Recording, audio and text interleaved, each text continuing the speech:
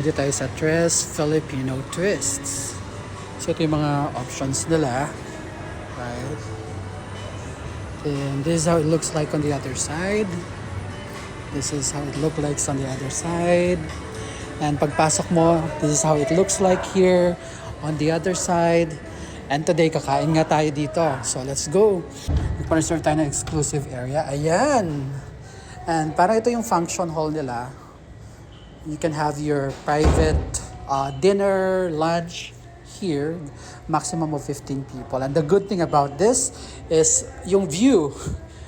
Well, I don't know if it's a good thing kung ganyan yung view, but at least there's that view. So bumabagyo ngayon, kitang-kita yung baha sa labas, right? So ayan, may building.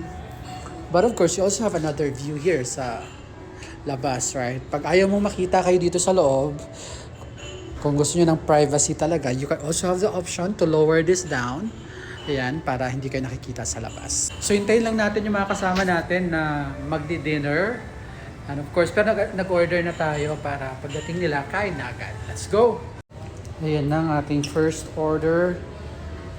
This is the Shanghai. O, tingnan mo naman, diba? With a twist. Ano saan itong sausawan niya? Antay, sir. Suka po. Suka. Pero look at that, oh. Greenish yung color. So we got ensalada. Ensaladang talong. We got bulalo. We have kare-kare. Sorry with the twist. Oh, kaya ako natitikim. Sino kayong kakain ito? Pagpahaba ng buhay. I-video ka namin. Yan, titikman natin yung tinola nila. Let's go. Thank you so much.